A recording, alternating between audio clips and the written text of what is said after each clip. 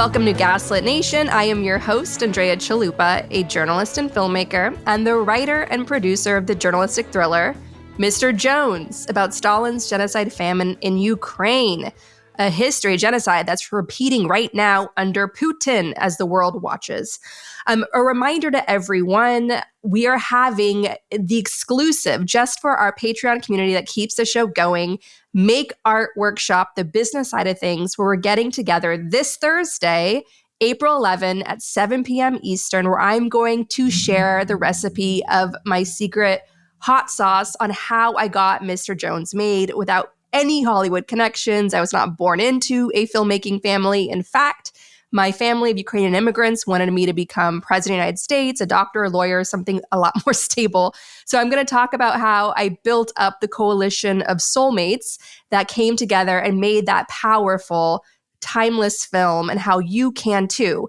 If I could do it, given how socially awkward I am, given what a cuddle bug I am by nature, if I can learn how to backstroke among sharks out there in the business world, you can too. I promise you, it's just a skill, just like carpentry or changing a tire is a skill. You can learn all this stuff too. So I'm going to be sharing all that. It's going to be a live workshop. I will send out the Zoom link to the Patreon folks at the True Star level and higher on the morning of Thursday, April 11, for that evening's hangout. It's going to be recorded and shared exclusively there on Patreon.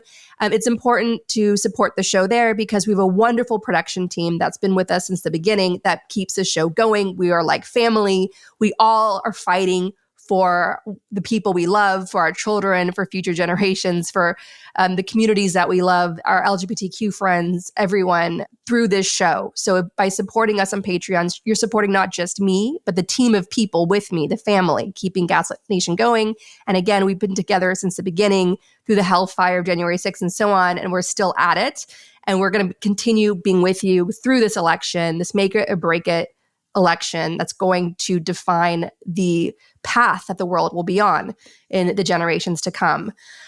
So I'm joined today by my dear friend Terrell Star of the Essential Black Diplomats Podcast and Substack. You can check out his work in the show notes for this week's episode. And we're going to be going through all the big stories, namely, of course, the 2024 election, where we think things are headed and what to do about all of it. Just first off, I want to check in with you, Terrell. How are you doing? How was your earthquake here in New York on Friday? Oh, man. Thank you for asking. I'm doing good. I'm doing well, doing good. I am in good spirits. I'm trying to get my book proposal knocked out today. Also, the earthquake didn't really bother me as much. I thought that was my neighbor above me on their treadmill because that tremor, I heard it before, but I said, wow, this person must really be working the hell out of that treadmill. And of course, it was an earthquake. Nice. Good for you. You didn't get freaked out. I thought it was the wrath of God personally, because my whole building started shaking. My cat freaked out. I was like, finally, I'm being raptured. I'm going to get out of this bitch. But no, I'm still here. And I have to point out that the center of the earthquake was right near Trump National Golf Club at Bedminister, New Jersey. And I want to just say that that is an urgent siren wake-up call from Mother Nature saying that it's time, long past time, for the feds to raid Bedminister like they did Mar-a-Lago and to look for more stolen, highly sensitive classified documents that Trump took from the U.S. government to sell to his transnational crime syndicate friends who are keeping him and his many illicit operations going through that easy, dirty money, laundered money, and so on. Or it's Ivana rolling in her grave. And also this solar eclipse. I took my kid out of school. I took him to the rooftop of my building in Brooklyn. I joined in with a bunch of neighbors. I really nerded out on that solar eclipse. That was like... Yeah, when's the next one? Well, I'll guess like 2045? 2045 will be over North America. That's the next one. You and I will be president of the United States. We will be benevolent dictators, progressive dictators carrying out our far left agenda and making everyone's lives a better place, whether they want it or not. Free housing, basic income for everyone. Yeah, we're going to be like Switzerland, American style. Yes. Benevolent dictators of good. That is the long game here on Gaslit Nation. Yeah. You know, it was so funny. I had a friend of mine from Ukraine who lives in Switzerland, and she says that in her town, they had some revenue left over from the previous year. And so they held a town meeting so that the community could discuss how to best use those funds. Now, mind you, she's coming from Ukraine, where, they have all their issues going on there. But also here in the United States, can you imagine if we had a society where we have revenue and then the community can logically come together and say, this is what we'll do. Now, maybe those communities exist. I just don't know of many of them. But real shout out to Switzerland about how great their country is and how well we as Americans can do if we get beyond our own silos. Without question. Instead, the middle class, the working class, the poor, we're all paying for Trump's tax cuts to the oligarchs, to the multi-billionaires, to the multi-millionaires who funded his campaign in 2016, are funding it now, even though it's a Christian nationalist movement, much like Hitler's rise to power. On Friday night, Terrell and I watched a chilling documentary based on the book The Shadow Network by Ann Nelson, who has been on the show, all about the far right's long game, the libertarian extremists who used religion, extreme Christianity, and used anti-environmental laws. It was sort of like the marriage of big oil, American oligarchs, extreme Christianity coming together, and this libertarian takeover of the Republican Party that helped bring Trump to power in 2016, packed 30% of our courts, and has repealed a lot of rights many of us took for granted and enjoyed for so long, like Roe v. Wade, affirmative action. Neither of those laws of the land were by any means perfect, but we just sort of always expected them to be there. Now they're gone. And now we're in a constant war against our own government. Many states literally out there trying to kill their own citizens and deprive them of basic rights like IVF, the basic right of trying to start a family. That's where we are. So we're going to talk about that documentary. It's called Bad Faith. It is a must-watch film. It really shows the nuts and bolts and how deeply well-organized and well-funded the Christian nationalist movement is. And you see what they're harvesting. It's Mike Johnson, Speaker of the House, holding on to power by one member of Congress, deliberately blocking Ukraine aid when Ukraine is trying to fight off an existential genocide against Russia. And more North Korean, Iranian drones and missiles are getting in and slaughtering more civilians across Ukraine. Like, that is the product of Christian nationalism. That is the end game of Christian nationalism. That is why I've said on the show since the beginning that Ukraine is the canary in the coal mine. Look at what they're doing to Ukraine to see what they're going to do to you next. That is why we care about Ukraine. That is why we talk about Ukraine. That is why we cannot let Ukraine lose.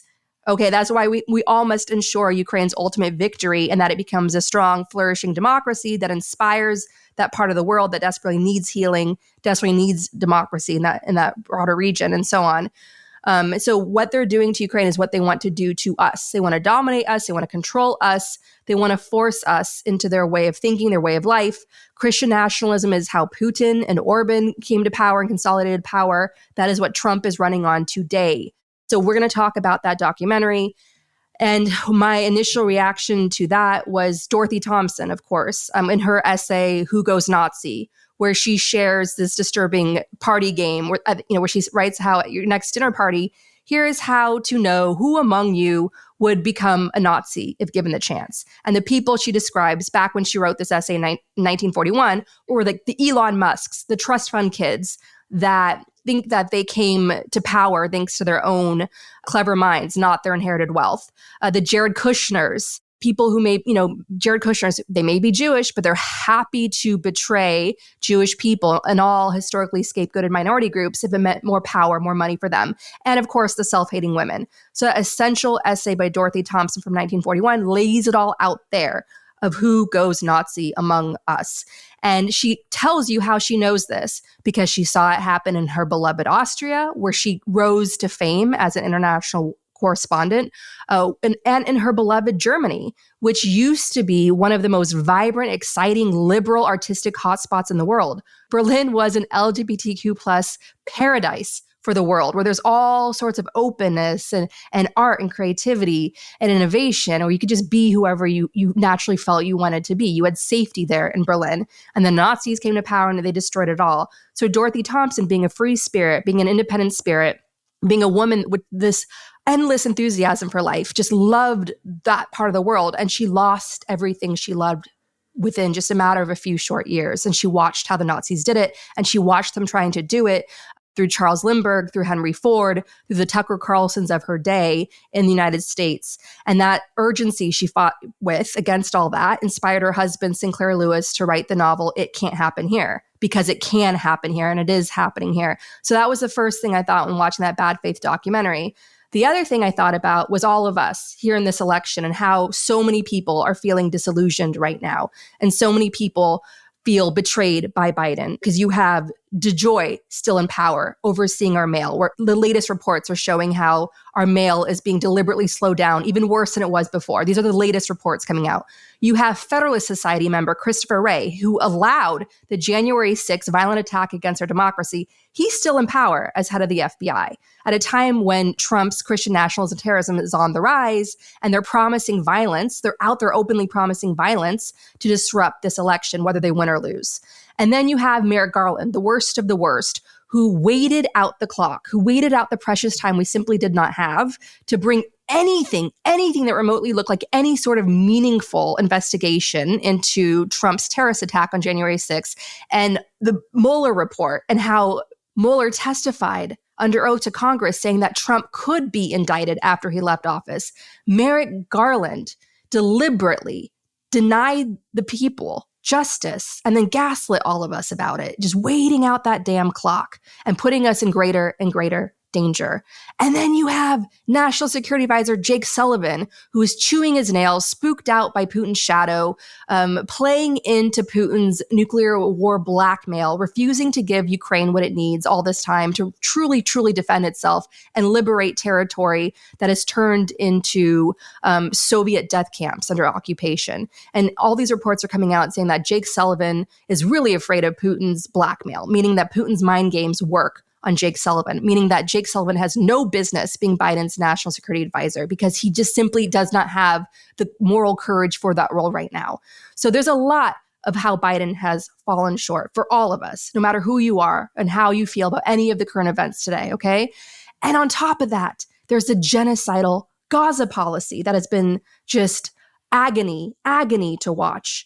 Yes, it's the status quo of American foreign policy, but it's even worse. It's even worse now, because we know, most Americans know very clearly who Netanyahu is. He's the Israeli Trump. He's the Israeli Putin. He's under investigation for corruption. People around him are under investigation for corruption.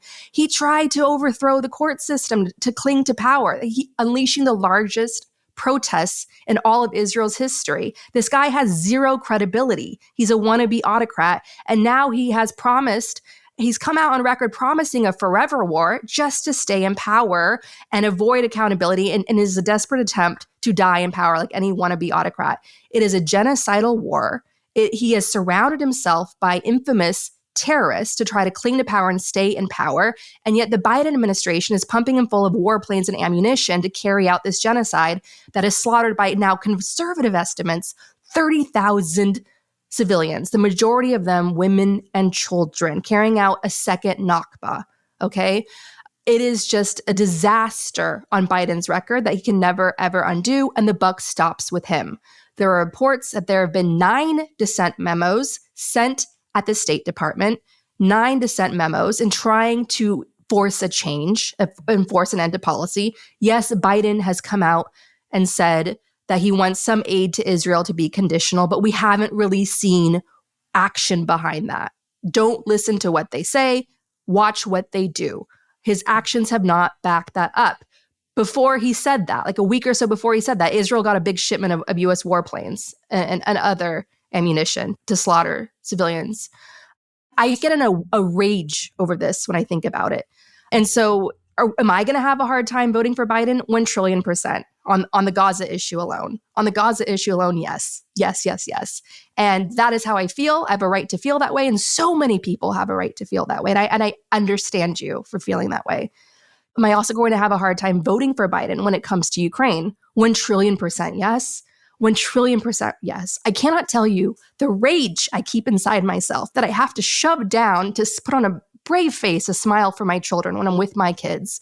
And when I'm going about my business, when I'm showing up for my people, for my community, I have to shove it all down. This horrible white heat rage inside of me over what Biden and Jake Sullivan have done to Ukraine. They have yet to make up their minds whether they want Ukraine to win this war or not. They sabotaged Ukraine's counteroffensive. They meddled into it. They didn't give Ukraine everything that it needed. On top of that, they knew that the Republicans were coming to take over the House. They knew that they're going to be hampered with this Mike Johnson MAGA Congress. They knew. It was obvious. The historical trend was clear that this was going to happen. They're going to lose control of Congress, which would tie their hands on what Ukraine could get. Instead of shoving everything they possibly could to get Ukraine through this stalemate with this MAGA Congress, they didn't do enough to prepare for that. Because why? They were afraid of Putin's blackmail. They're afraid of Putin's shadow. Okay. And they have yet to make up their minds whether they want Ukraine to actually win this war. When Ukraine's allies make the empty, cruel statement that Ukrainians are over there dying for all of us, doing the fighting and dying for all of us, how many Ukrainians do you think they have left to do that? Pretty soon they're going to run out of Ukrainians to do the fighting and dying for us. And then what then? What then? What are you going to do then, Latvia, Lithuania, Estonia, Poland? What will you do then? Okay. And I'm telling you, they have fallen so short on Ukraine that it makes my skin crawl when I think about it. But here's the thing. Here's where we're stuck in this horrible dystopian nightmare that we're all sharing in. When it came down to the 2020 election, Biden only won that election by 44,000 votes spread across 3 states. Just 3 states. I think it was Arizona, Michigan, Georgia, just 3 states. I'll put in the show notes what those states were. My point is, with our slave state monument, Electoral College, Biden only won by 44,000 votes spread across 3 key states, meaning we barely dodged a second Trump presidency, which would have been the last presidency for the foreseeable future for our American democracy. It would have been game over for us. He would have just stayed in power indefinitely until he died. And then they'd pass the baton to Ivanka, whoever they thought would come next. So I just want to remind everyone how extraordinarily close this election is going to be. Right now in the polls, Biden and Trump are tied, with Trump doing slightly better in Michigan, one of the key states the Democrats must win, a state with a sizable Arab American and Muslim populations, which are rightfully heartbroken, agonizing, rage-filled, betrayed by what Biden's administration is doing by funding and propping up Netanyahu's genocide against the Palestinian people. They have every reason and right not to want to vote for him, without question. Without question. And I would never in a million years judge anyone who felt that way at all. But I want to just say to myself, because of how I've been feeling and the anger I've been carrying inside that I've had to shove down, which doesn't feel very healthy to me, I understand. But I know I'm bringing this out there because I know if I'm feeling this way, there's others out there who are feeling this way. And I want to say to myself and to all of us, this is my conclusion. This is what I've come down to. I feel given how stretched our resources are in this world that needs so much healing, in this world that needs so much help, our resources, our time, our energy, our emotional energy, our focus, our attention, our money, all of those resources are going to be so stretched thin. The resources, the love we need to help each other, help the communities around us that desperately need healing, we're going to be so stretched thin if we have to do the work we're all being called to do right now in this moment of collective trauma, if we have to also fight a Trump regime that's going to be deliberately coming at us, that's going to be sending his militias at us, who's going to be pardoning the 1,000+ people who were arrested for trying to violently overthrow our democracy on January 6th, and continue to pardon them for all the violence they're going to carry out against us during Trump's time in office, right?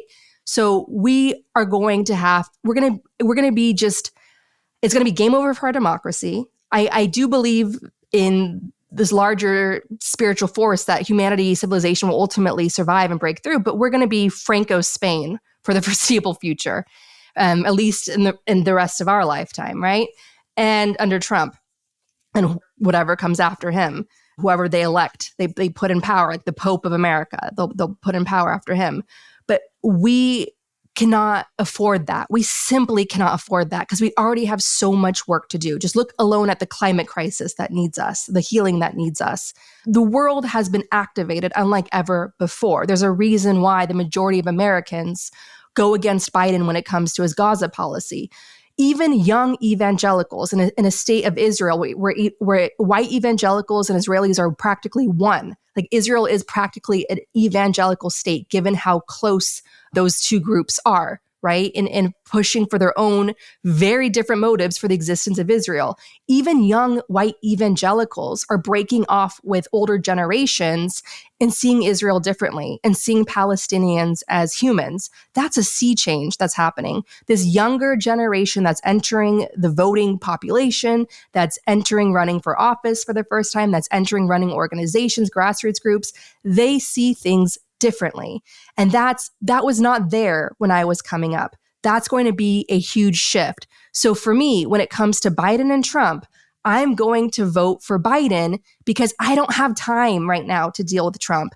And my whole focus is on this next generation that's coming up, that's going to create an all new status quo, one that humanizes Palestinians, one that I hope to God humanizes Ukrainians and doesn't fall to that far left edgelord, Russia Today, ND News trap that Russian disinformation likes to lay for those on the far left. So my hope is really on the new generation that's coming up, the millennials, the Gen Z. Yes, you Gen Xers are among us too, obviously, but there is a big shift that is happening in this country. There's a greater call to empathy, a greater call to collective healing. And I worry about the work we're going to be deprived, the potential we're going to lose, the strain we're all going to be under if we cannot fully focus on that work because we're so busy having Trump terrorize us. Because remember, the guy's a sociopath. And what sociopaths like to do, what dictators like to do, is they like to inhabit you. They like to make sure that they own you throughout from the center. Do you remember all throughout the Trump years when we'd wake up, one of the first things we'd do in the morning was we'd check our phone to be like, what the hell did he do today? Like we were consumed by it, the violence that he was inflicting on us. Because every day it was just 6 scandals, like a fire hose of scandals. It was all deliberately engineered to grind us down and overwhelm us in a strategy that Stephen Bannon calls flooding the zone with shit. And so we're going to be pressed under that weight by them, while trying to go about our regular work and trying to help and heal and protect those we love. And I'm telling you all, we don't have time for that, especially with the ticking clock of the climate crisis. And it's been a god-awful time, especially when it comes to Gaza, especially with Netanyahu getting excited to now invade Rafah to please himself and his terrorist base. It's really getting ugly out there. And yes, Biden's not doing enough. And yes, we need to make this time for him, like what LBJ's final years were, with people camped outside the White House, putting the pressure on, because that's the only way we can force change. But we all have to unite in voting for Biden because we do not have those resources. We simply do not, to fight on all these same fronts together. So I'm calling on everyone, as angry as we are, use the rage to fight locally, use the rage to promote a new empathetic culture that we need across the board, and just keep the Nazis out of bay. Because if Trump gets in the White House, Netanyahu's in the White House and Putin is in the White House. And I see a very tough road ahead for all of us. I definitely feel your sentiments there, particularly with the fact that I don't think people really appreciate how incredibly close this election is going to be. And I look at this one from the perspective of Black voters. Usually when I would cover this type of story, I would think, okay, there'll be enough Black support to come out to make up for any issue that comes up. I'm always the person to think that. However, it's a very different dynamic right now because of what's happening in Gaza. And being from Detroit, Michigan, born and raised, and I think about that 250 plus thousand Arab American community that's in Michigan, and how aggrieved they feel and the lack of empathy that they've gotten. As much as I'm going to support Biden, I supported Biden in this already made up primary. When it was time to vote, on April 2nd, and I'm going to vote for him again without a doubt. We have to really think about how we got into this position, and how we got into this position touches on many of the things that you discussed, namely having these centrist type of people who we think will save us. And there were more progressive people who would have gone down the proper route of appreciating Gaza and Ukraine, but we needed a white man to save us. And I know this because so many Black people told me this when I was on the campaign trail in 2020. There were a lot of people who favored Elizabeth Warren. There are people who favored Julian Castro, a number of other folks who would be more forward-thinking and more amiable to a new outlook on how to see the world and how to really respond to this demographic change that we're experiencing right now. But we chose the safe bet, and the safe bet definitely got us something better than Trump. That's without a doubt. We know that. But moving forward, even if Biden wins, I'm not sure if many people will learn the lesson that you can't keep bringing on these type of centrist, middle of the ground Democrats as safe bets, because as we see right now, the safe bet is no longer as safe as we thought that it would be. So that's really something that we really need to think about, because the Republicans are saying we're going to get the most far-right extremist person that we can think, because they recognize power.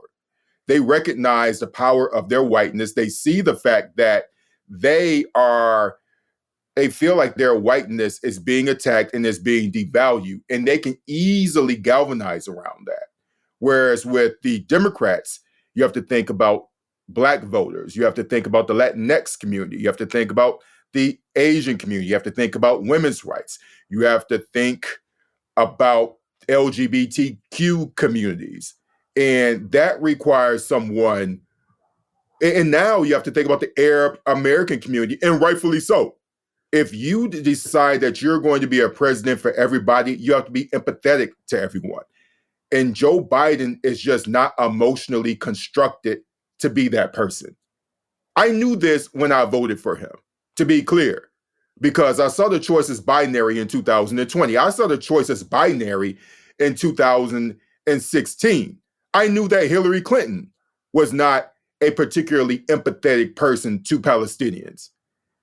I also know that John Kirby, the person who cried tears about Ukraine, doesn't give a fuck about Palestinians, because there were no tears shed over those thousands of children that were killed, because he doesn't care about them. I know this.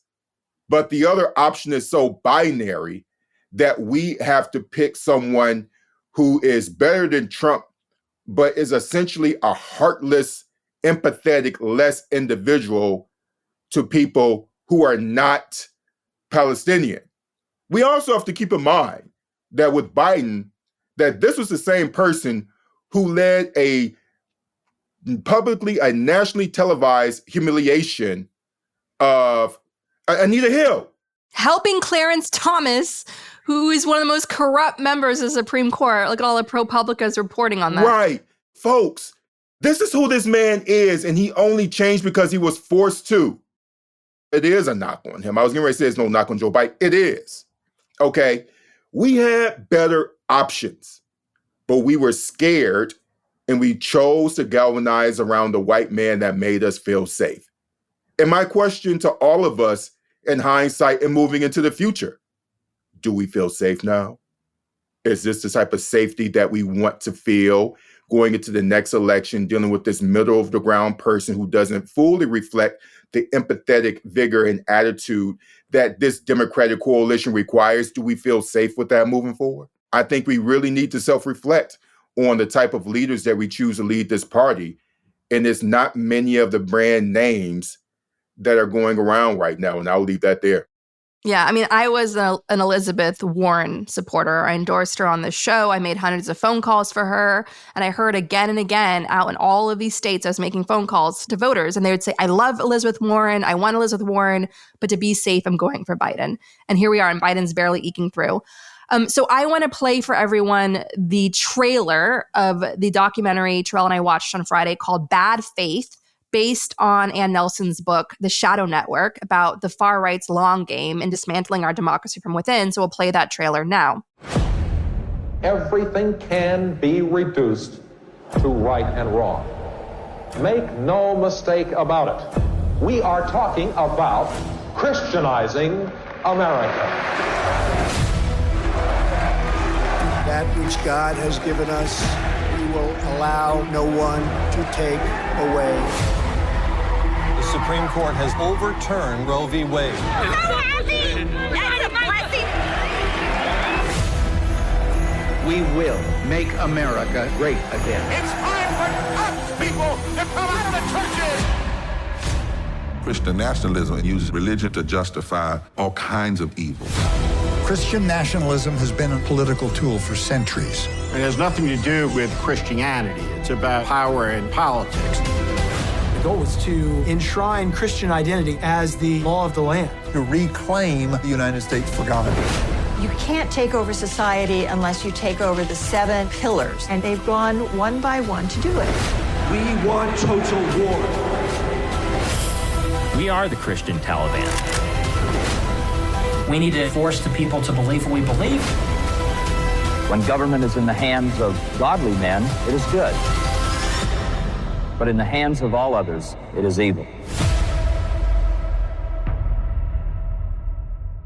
All right, so what's core to this documentary is Project 2025 by the Heritage Foundation, which is a big old plan to do a mass purge of the federal government under a Republican president, whether it's Trump or somebody else. And as part of Project 2025, the goal is no separation of powers. All power goes to the president. The president directly controls the Department of Justice and the FBI, using it against his quote-unquote enemies, like me and Terrell. The military can be used on any U.S. citizen for the Insurrection Act. Again, indie podcasters like us. The goal is for any Republican president to implement this plan, not just Trump. So should Trump not win in 2024, they will keep trying. What were your thoughts on this documentary, Terrell, about the rise of Christian nationalism and how well funded they are and organized? And I want to point out, there's been reporting by Gabe Sherman in Vanity Fair that Trump's campaign in 2024 is a well-oiled machine because the man himself is busy with all of his lawsuits, and the professionals, the campaign professionals, can focus and do their jobs without Trump's crazy interference. And so we have an authoritarian presidential campaign that is smoothly moving along. That's how you see Trump with this disciplined messaging, trying to gaslight independent voters into thinking he doesn't want a federal abortion ban. Of course, he absolutely does. Trump is a Christian nationalist through and through, as bad faith shows. What were your feelings in watching that documentary? It tells me that Trump really doesn't give a damn about faith, and neither do the Christian nationalists who finance and cheerlead for him. I consider myself to be Christian. In fact, I'm a product of a HBCU. Many of the historically Black colleges around this country, most of them in the South, were started by newly freed enslaved people and white evangelicals and Black evangelicals. So there is a period in this country where evangelicalism was not this very kind of, well, I can't say it never was, but there are times when white evangelicalism and Black evangelicals work together, and Dr. William Barber, who's a key person in this documentary, he talks about this in his writings. And so it shows you how much of a weapon faith can be, is the first thing, and how easily you can monetize it in a capitalist structure, and how capitalism can corrupt anything and anyone. It also reminds me of the same playbook that Putin uses. I call it the political trinity, where you get the far right, the state, and the church. And we know that in Putin's Russia, that the Orthodox Church is pretty much an arm of the FSB. We understand that the church here in the United States, the white evangelical church, is an arm of right-wing Republican extremism. And another critical thing, too, we have to think about when we think about white evangelicals is there is a population shift here. keep in mind that they're not just white evangelicals, they're Black evangelicals. I know many of them. William Barber, he considers himself to be an evangelical. By the way, that's another thing. He says that he's an evangelical. And also keep in mind that there are a lot of Asian Americans who consider themselves to be evangelical.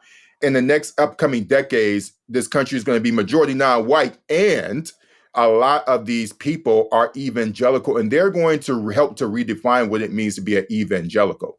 And so what a lot of these evangelicals see, in my view, goes back to their whiteness being devalued and their whiteness being snuffed out. They have a siege mentality.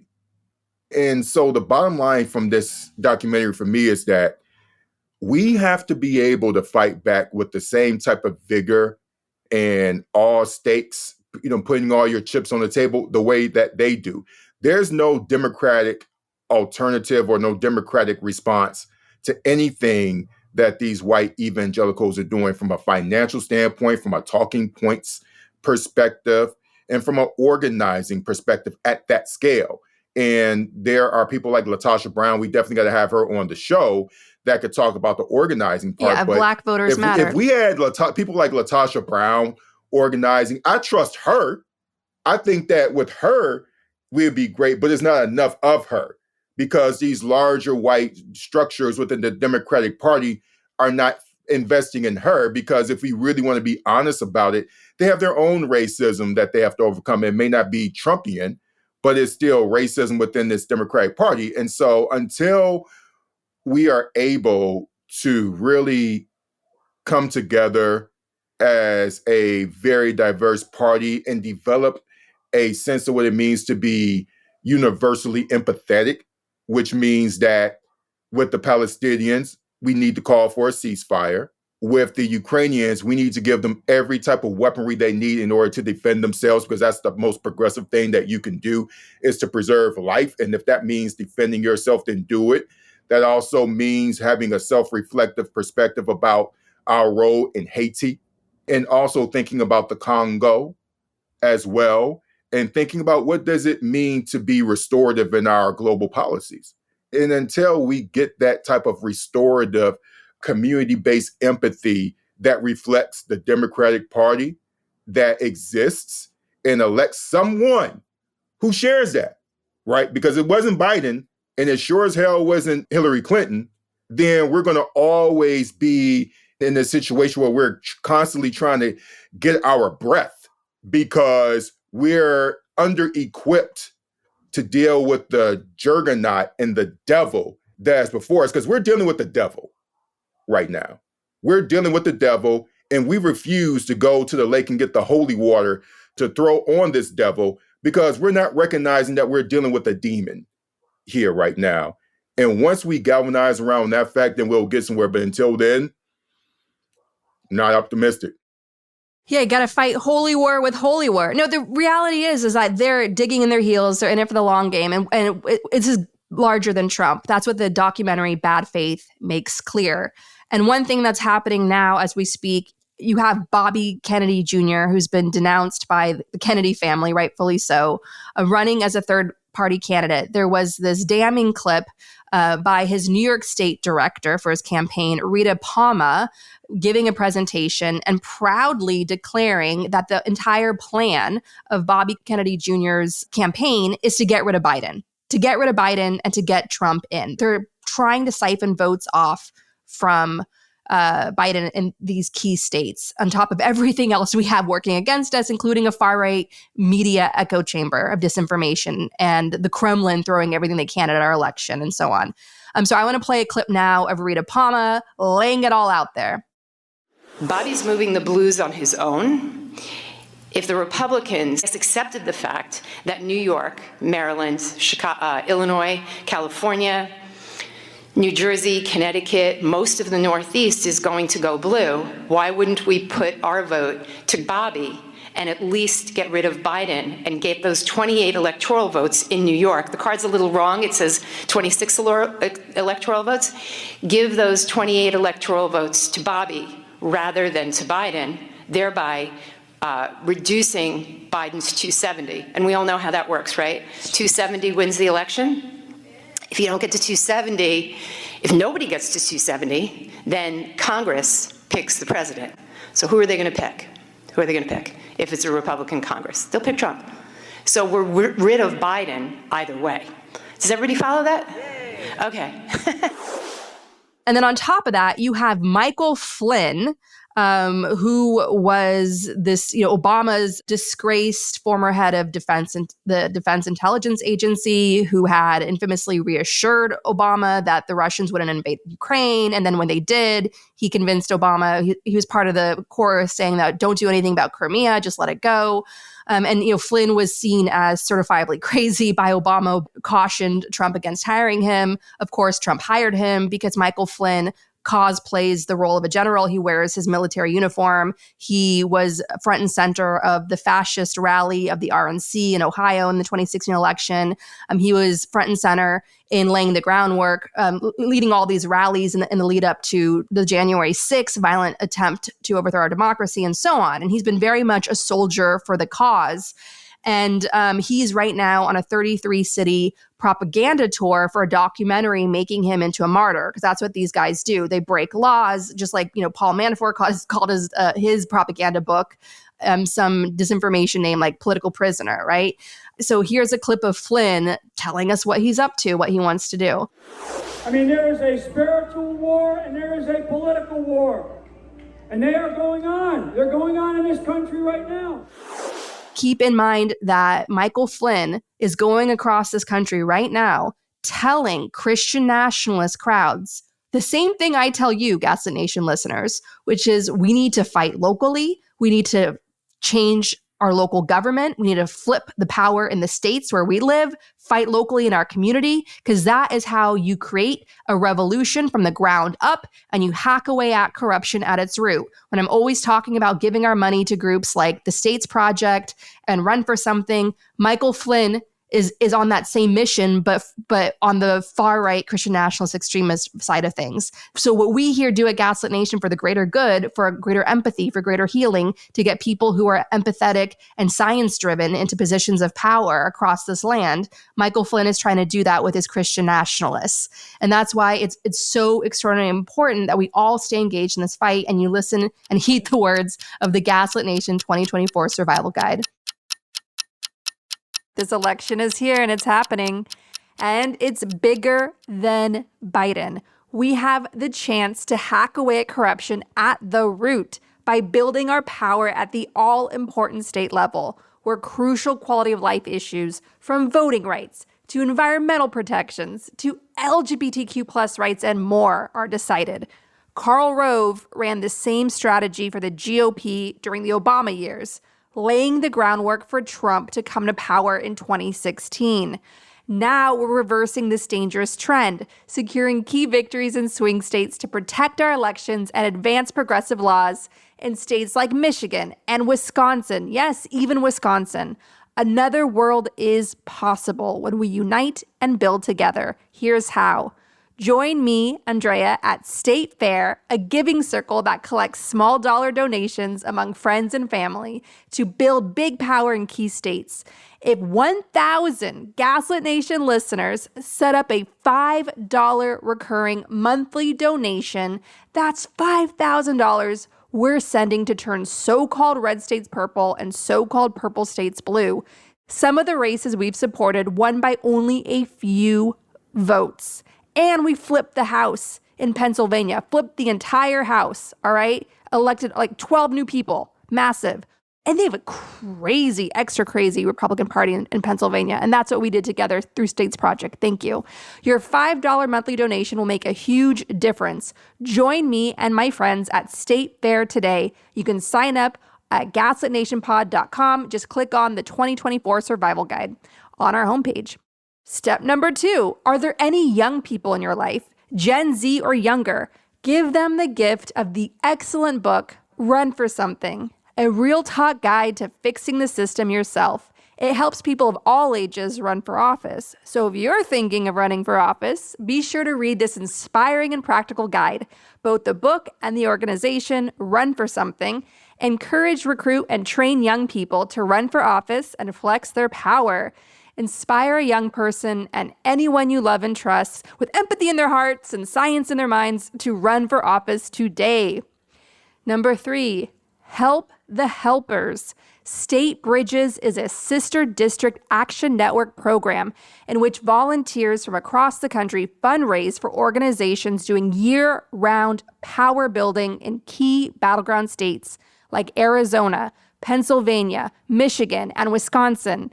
State Bridges supports organizations engaging communities underrepresented at the polls, like mothers of color, rural voters, and Latinx voters. Sign up to attend a virtual fundraiser and donate to help the helpers at State Bridges.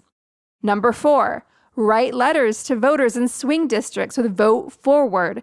Check out any of their easy letter writing campaigns that have already started and write letters as you listen to Gaslit Nation. We'll be keeping you company. Most importantly, number 5, check your own voter registration now at election protection site vote.org.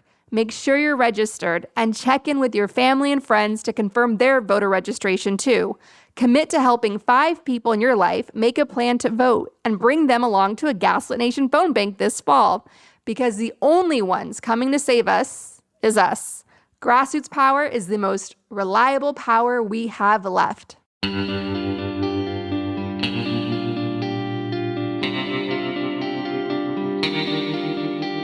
Our discussion continues, and you can get access to that by signing up at the Truth Teller level and higher on Patreon at patreon.com/gaslit.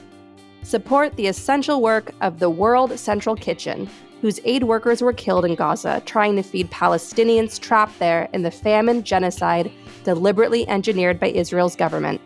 Give what you can to donate.wck.org. That's donate.wck.org.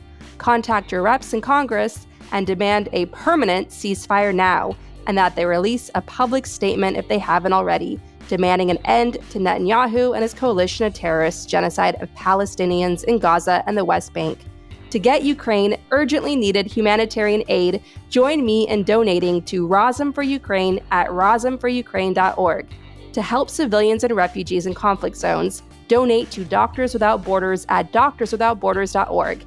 And if you want to help critically endangered orangutans already under pressure from the palm oil industry, donate to the Orangutan Project at theorangutanproject.org. Gaslit Nation is produced by Andrea Chalupa. Our production manager is Nicholas Torres, and our associate producer is Carlin Daigle. Our episodes are edited by Nicholas Torres, and our Patreon-exclusive content is edited by Carlin Daigle. If you like what we do, leave us a review on iTunes. It helps us reach more listeners. And check out our Patreon. It keeps us going. Original music in Gaslit Nation is produced by David Whitehead, Martin Vissenberg, Nick Farr, Damian Arriaga, and Carlin Daigle. Our logo design was donated to us by Hamish Smythe of the New York-based firm Order. Thank you so much, Hamish. Gaslit Nation would like to thank our supporters at the producer level on Patreon and higher: Lily Wachowski, Work for Better, Prep for Trouble, John Schoenthaler, Ellen McGirt, Larry Gasson, David Collier, Ann Bertino, David East, Ida, Joseph Mara Jr., Mark, Sean Berg, Kristen Custer, Kevin Gannon, Sandra Collins, Katie Masuris, James D. Leonard, Leo Chalupa, Carol Golstad, Marcus J. Trent, Joe Darcy, Ann Marshall, Trigve, D.L. Singfield, Nicole Spear, Jans Alstrup Rasmussen, Sarah Gray, Diana Gallagher, Leah Campbell, Jared Lombardo, Ann Marshall, and Tanya Chalupa. Thank you all for your support of the show. We could not make Gaslit Nation without you.